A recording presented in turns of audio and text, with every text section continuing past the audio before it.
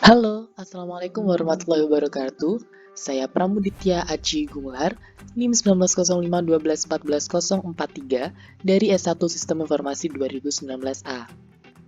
Kali ini saya akan membahas tentang routing statik. Routing statik adalah jenis routing yang dilakukan admin atau pengelola jaringan untuk mengkonfigurasi informasi tentang jaringan yang dituju secara manual. Ciri-ciri routing statik adalah sebagai berikut.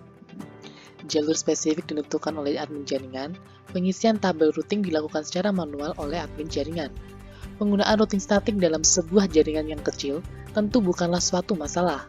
Hanya beberapa entry yang perlu diisikan pada forwarding table di setiap router. Namun, Anda tentu dapat membayangkan bagaimana jika harus melengkapi forwarding table di setiap router yang jumlahnya tidak sedikit dalam jaringan yang besar. Cara kerja routing statik ada 3 bagian, yaitu yang pertama, konfigurasi router yang dilakukan oleh admin jaringan. 2. Router melakukan routing berdasarkan informasi yang diterima dari tabel routing. 3. Admin jaringan menggunakan perintah IP route secara manual untuk konfigurasi router dengan routing statik, dan routing statik berguna untuk melewatkan paket data yang ada pada jaringan.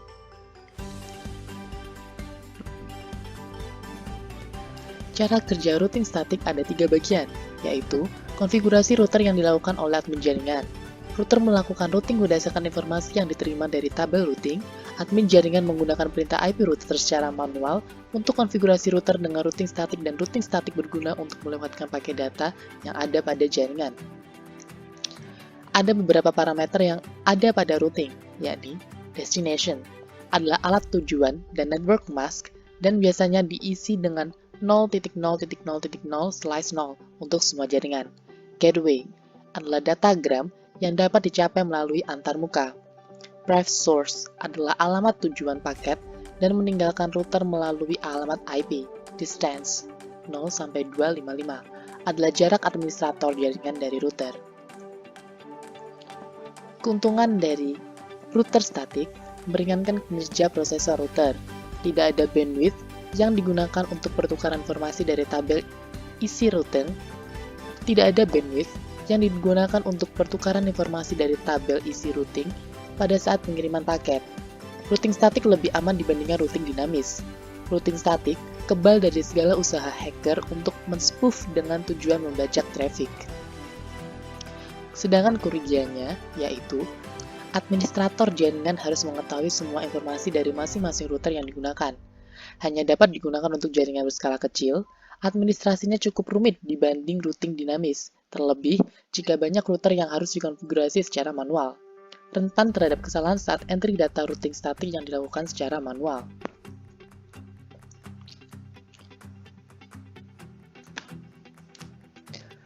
Lanjut ke praktikum dengan Cisco Packet Tracer tentang routing statik. Untuk percobaan kali ini, saya akan mensimulasikan routing statik yang melibatkan 3 router di sini, dan masing-masing router ini memiliki network di bawahnya seperti gambar ini. Di sini ada 3 PC, 3 router, dan 2 server, dimana untuk router 1 di sini ada PC 2 dan PC 1 dan PC 2. Untuk router 2 sendiri ada PC 3, dan router 3 di sini menyambungkan server 1 dan server 2 juga. Setelah dibuat seperti ini, saya setting IP-nya untuk PC 1 sendiri. Di sini IP-nya 192.168.1.1/26, dan untuk gateway-nya 192.168.1.62. Untuk PC 2 di sini IP-nya saya setting 192.168.1.65/26. Untuk gateway-nya sendiri di sini 192.168.1.26. Untuk titik 126. Lalu PC 3 IP-nya 192.168.1.253/25, dan gateway-nya 192.168.1.254. Untuk server 1 IP-nya 33.33.33.1/24, dan gateway-nya sendiri 33.33.33.3. Dan server 2 IP-nya 43.43.43.1/24, dengan gateway 43.43.43.3. Lalu router 1 ini settingannya ya yang digambar ini di video ini. Lalu ini router 2-nya, settingan IP-nya seperti ini. Ya, lalu router 3.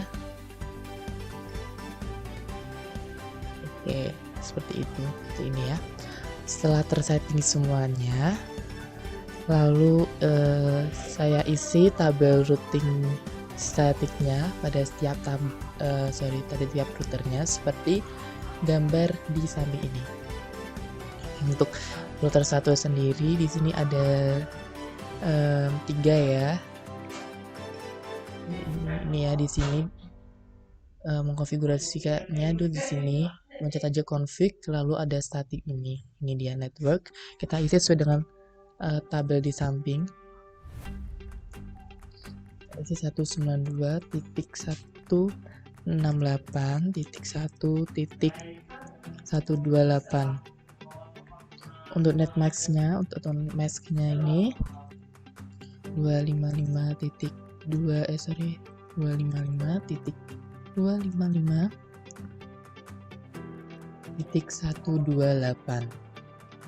Lalu untuk next hop di sini 12.12.12.2, lalu kita add kan di sini. Nah, ini ya telah muncul di sini dan kita isikan semuanya ya. Untuk yang nomor A2 dan A3 juga diisikan dengan cara yang sama, dan ini hasilnya setelah di add. Jadi ada 3 ya di sini seperti yang ada di tabel. Lalu untuk router 2 juga sama. Ini juga diisikan, juga ada 3. Lalu untuk router 3 sendiri itu ada 2. Oke. Setelah terisi semua tabel routing statiknya, saya akan pindahkan ke mode simulasi.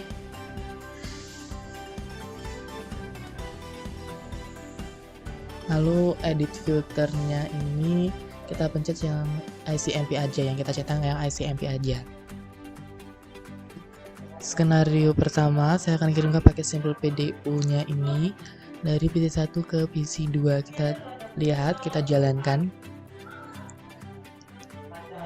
Ini iya, lalu ini lagi PC1 dan ini komplit berhasil ya. Lalu kita delete lagi, kita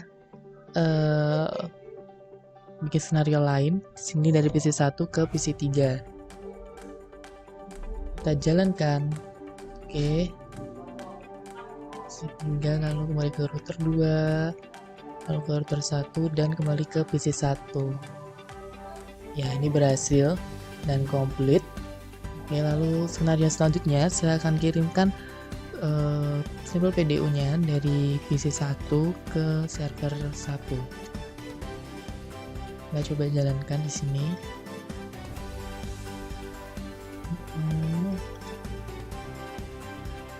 Ya, kembali lagi ke router 3, ke router 1, lalu ke PC1. Ya, berhasil. Bentar ya guys, ini saya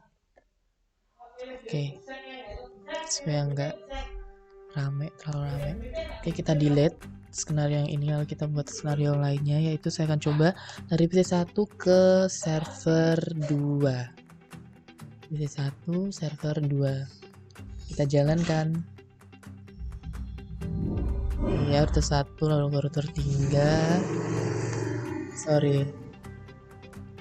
Lalu saya akan coba skenario yang lainnya, yaitu dari PC1 ke server 2. Lalu kita jalankan.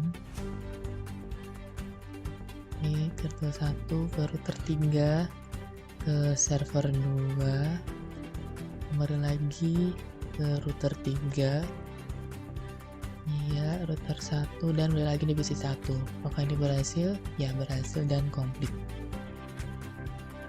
Untuk skenario selanjutnya, saya akan coba sekarang mengirimkan sampel PDU dari PC3 ke PC1. Oke, kita jalankan.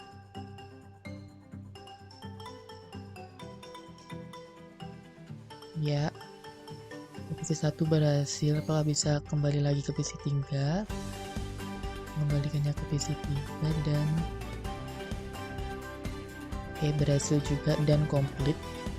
Lalu skenario selanjutnya saya akan mengirimkannya dari PC 3 PC 3 ini ya, PC 3 ke PC 2.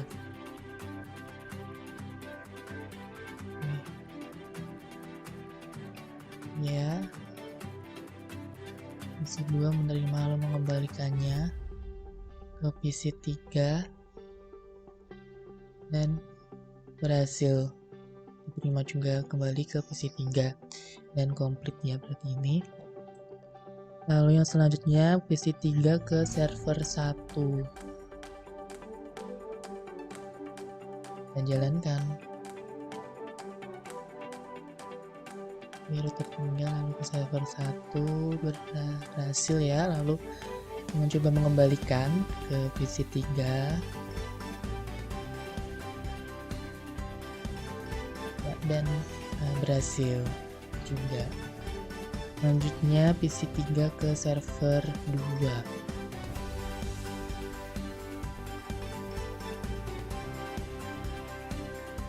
Ya, server 2 berhasil, lalu coba mengembalikannya ke PC 3 dan berhasil juga. Oke, sekarang dari server 1 ini saya kirimkan simpel PDU nya dari server 1 coba ke server 2.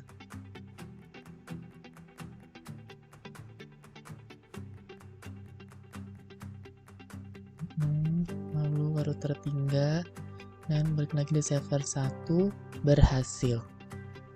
Oke, lalu skenario selanjutnya saya kirimkan paket simpel PDU dari server 1 ke PC 1. Jalankan.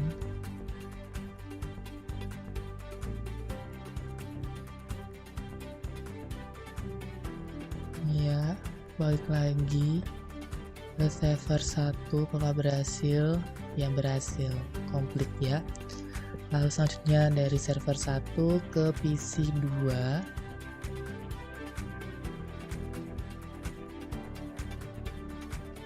Ya, PC 2 ya berhasil. PC 2 berhasil menerima, lalu mencoba mengembalikan ke server 1 dan server 1 juga berhasil menerima. Jadi ini komplit juga. Dan ini yang terakhir ya, skenario yang terakhir yang saya coba ini di server 1 ke PC 3. Ya, ini tertinggal lalu ke router 2, lalu ke PC 3. PC 3 juga berhasil menerima ya. Lalu balik lagi ke router 2, ke router 3, lalu router 3 kembalikannya ke server 1 dan berhasil juga dan komplit. Setelah selesai membuat simulasi yang tadi itu, lalu saya kembalikan ke mode real time nya. Lalu saya akan coba lakukan tracing. Ini di PC 1 dahulu ya, kita coba tracing di sini di command prompt, lalu kita ketik reset dengan IP. Yang pertama tadi kan dari PC 1 ke PC 2. Di sini saya isi IP-nya PC 2. IP-nya PC 2 itu 192.168.1.65. Oke, trace complete ya di sini. Lalu coba di PC 3. Enggak tracer. IP PC 3 yaitu 192.168.1.253. Ya, ini ya trace-nya komplit. Lalu saya akan coba lagi. Lalu tracing dari PC 1 ke server 1. Server 1 sendiri IP-nya kita isikan di sini 33.33.33.1. Ya, ini ya tracingnya, trace complete. Lalu dari PC 1 ke server 2. IP-nya server 2 43.43.43.1. Ya, trace complete juga. Oke, untuk PC 1 selesai ya. Lalu lanjut ke PC 2. Sorry, PC 2 tadi enggak ya, PC 3. Lanjut ke PC 3. Ini reset. Dan tadi dari PC 3 ke PC 1. 92.168.1.1 itu IP PC 1 ya. Ini trace complete. Lalu lanjut tadi dari PC 3 ke PC 2. IP PC 2 reset 192.168.1.65 ya, komplit juga. Lalu dari PC 3 ke server 1 reset 33.33.33.1 ya, trace complete. Lalu dari PC 3 ke server 2 43.43.43.1 trace complete juga. Ini ya, untuk PC 3 udah selesai. Lalu tadi kan ini ya, server 1 ya, server 1 ya, server 1 reset dari server 1 ke server 2. Server 2 43.43.43.1 trace complete. Lalu dari server 1 ke PC 1 92.168.1.1 ya, trace complete lagi. Tadi kan semuanya juga komplit ya. Saat dicoba mengirimkan seluruh PDU tadi, semuanya juga berhasil dan komplit. Lalu kita lanjut ke dari server 1 ke PC 2. Isi IP-nya PC 2 di sini 192.168.1.65 ya. Lalu selanjutnya dari server 1 ke PC 3, IP PC 3 192.168.1.253 ya, sorry, titiknya belum ada ya. Ulangi, tracer titik 192.168.1.253.